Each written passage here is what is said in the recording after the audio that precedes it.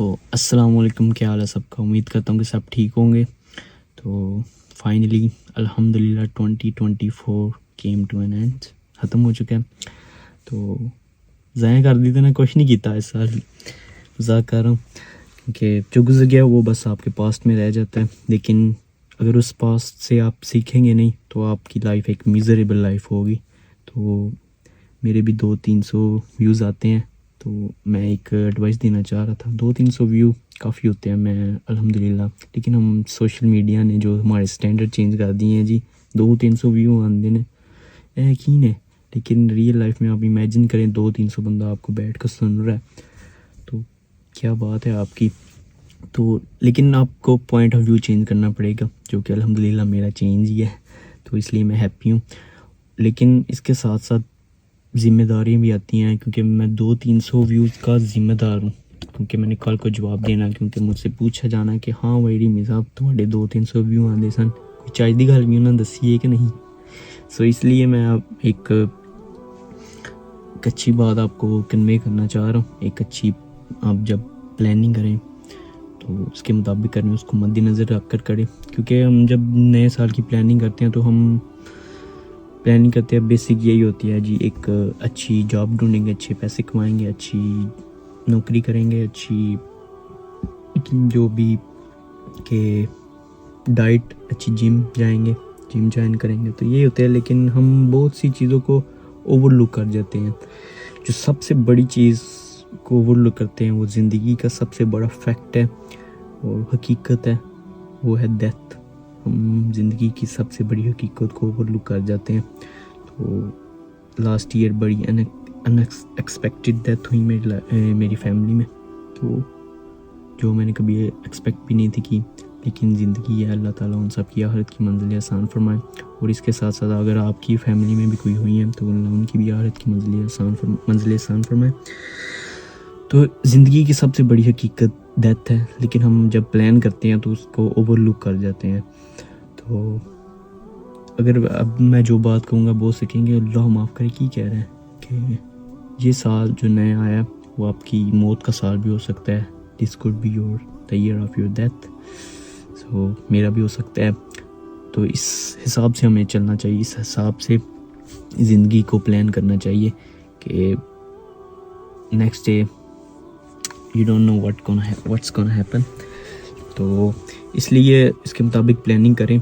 तो लेकिन सबसे पहले जब सवाल आता है कि मौत के बाद क्या होता है, तो हर कोई जानता क्या होना है।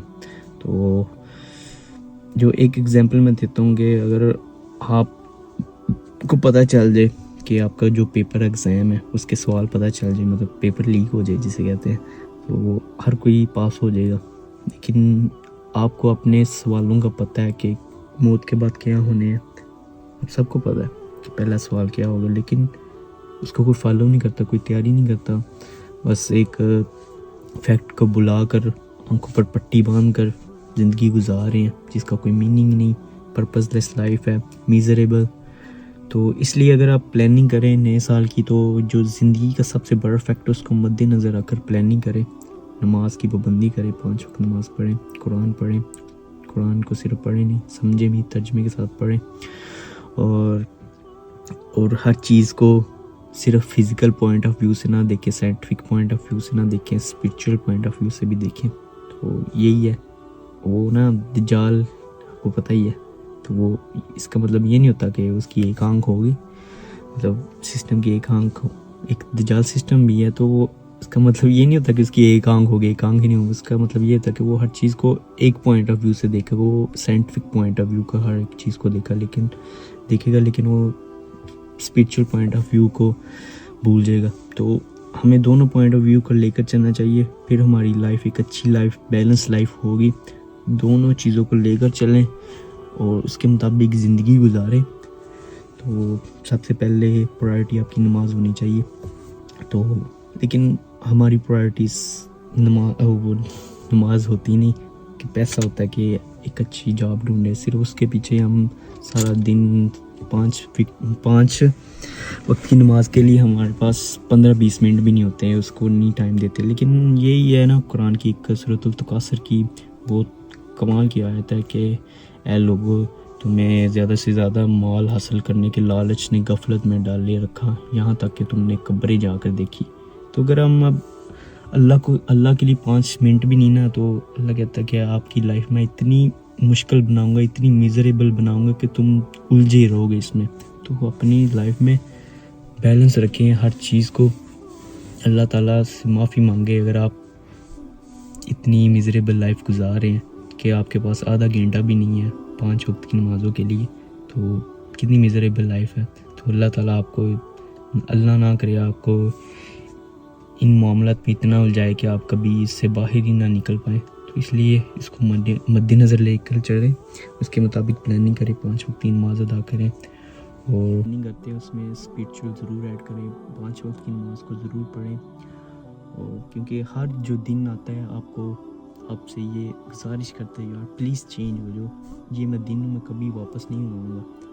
اور اب ہم دن کی کوئی قدر نہیں کرتے، لیکن ایٹ لیسٹ اس سال کی قدر کر لیں، یہ واپس نہیں آئے گا کبھی۔